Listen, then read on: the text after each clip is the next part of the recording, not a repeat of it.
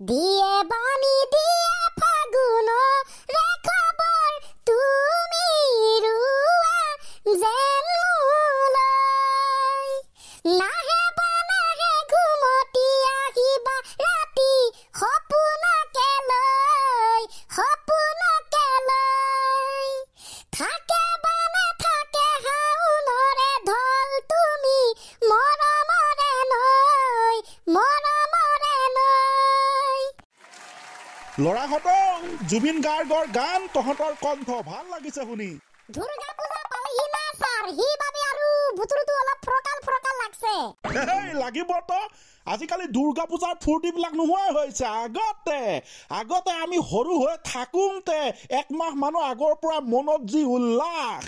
আজিকালি পিছে নাই হে ফূৰ্তি আমি সৰু হৈ থাকোঁতে আছিলে লাষ্ট 5-6 বছৰৰ পৰা একোৱে নাই এইবিলাক যিহে নহওক ছাৰ এইবাৰ আৰু হাতত হাত ধৰি দুৰ্গা পূজা কোনেও চাব নোৱাৰিব সেইটো আমাৰ হিমু মামাৰ পৰা নিৰ্দেশটো দিয়া হৈছে কেতিয়া দিলে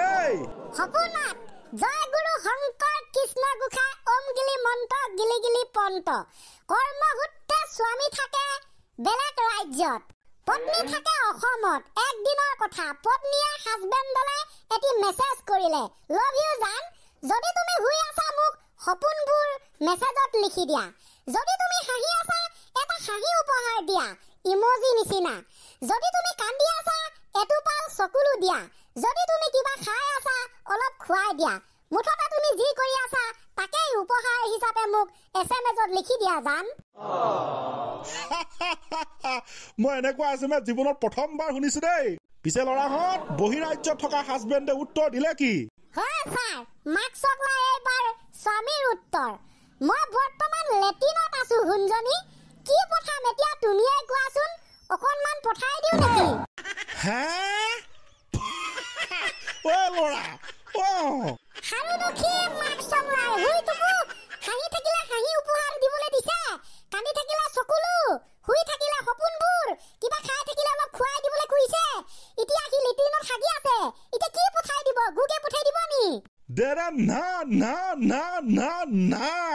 দুই হাজবেণ্ড ৱাইফে বৰ বেলেগ ধৰণে হাঁহিলে নিয়দৰে ফুল এপাহ সৰিল এপাহ ফুলিল কেনি বন্ধু বান্ধৱীসকল আপোনালোকে স্ক্ৰীনত এখন চাৰ্ট দেখা পাইছে দেই এই চাৰ্টখন হৈছে বৰ বেলেগ ধৰণৰ চাৰ্ট আপোনাৰ জন্মৰ মাহ অনুসৰি আপুনি কেনেকুৱা ধৰণৰ আপোনাৰ ব্যক্তিত্ব কেনেকুৱা গম পাই যাব গাইছ মই দেখোন ঘোঁৰা মোৰ ব্যক্তিত্ব মই জুলাই মাহত জন্ম বাহ ছাৰ বাহ আপুনি ঘোঁৰাৰ দৰে দৌৰিব পাৰিব দেই ব্যক্তিত্বটো বেলেগ ধৰণৰ এইবিলাক ব্যক্তিত্ব গাইছ প্ৰথমতে আপোনালোকে কমেণ্ট কৰক আপোনালোকৰ ব্যক্তিত্ব কেনেকুৱা জানুৱাৰীত আছে এন্দুৰ ফেব্ৰুৱাৰীত আছে মহ মাৰ্চত আছে তোমাৰ এইটো কি হয় বাঘ এপ্ৰিলত আছে শহাপহু মে'ত আছে কি হয় নামটো পাহৰিলো জুনত সাপ জুলাইত ঘোঁৰা আগষ্টত এইটো কি হয় জানো ভেড়াই নে কিয়ে নে ছেপ্টেম্বৰত বান্দৰ অক্টোবৰত কুকুৰা নৱেম্বৰত ডগ ডিচেম্বৰত মাংস জিন্দাবাদ বেলেগৰ কথা বাদ দে এতিয়া তহঁতৰ কথা ক এইটো চানি ক তোৰ ব্যক্তিত্ব কেনেকুৱা তই কেতিয়া জন্ম হৈছিলি মই হৈছো ছাৰ বাফেলো মই ফেব্ৰুৱাৰী আৰু হৰি তই মই কংকটাক টক টক টক টক টক টক কংকটাক টক টক তাৰমানে তই ল'ৰা অক্টোবৰ হয় ছাৰ একদম আৰু ইফালে উলেকান্ত তই মই দিনৰ পোহৰ ৰং চঙীয়া মাঘৰ শেষত গাহৰি খানা গাহৰি মাংস জিন্দাবাদ মই ঘৰত হেই ল'ৰা তই গাহৰি জাতি নেকি তোৰ ব্যক্তিত্বটো হে উপায় নাই ছাৰ আৰু মাছক লাখি কৰিব ভগৱানে মোক গাহৰি ব্যক্তিত্বটো লৈয়ে পঠাই দিলে আৰু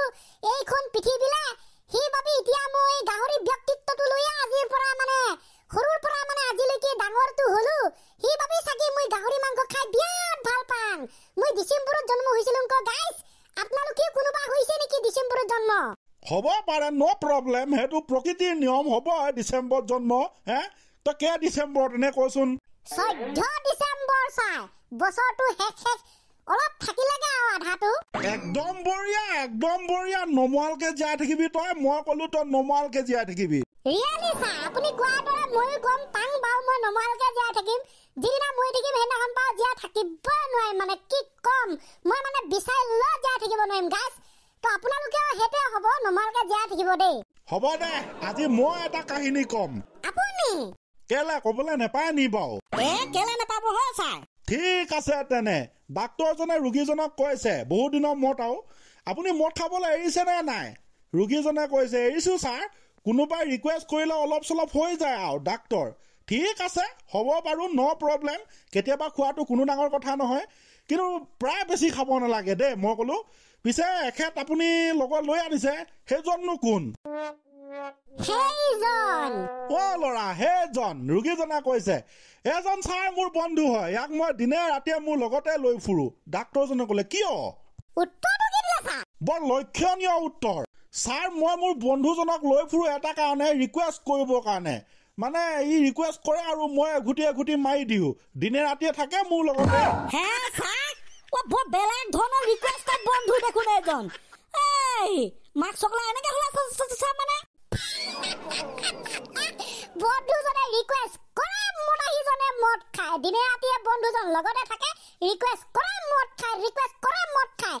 কি সুন্দৰ ছাৰ উপায় নাই জয় গুৰু শংকৰ গিলি মন্ত্ৰ বাদ দে ডাক্তৰৰ কথা ৰোগীৰ কথা আৰম্ভণি গীত হ'ব লাগে ক্লজিং এ মজা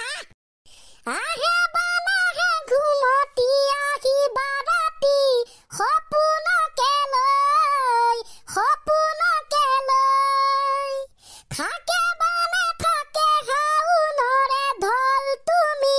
মৰমৰে নৈ দুপাখি মেলি সমীৰে আহি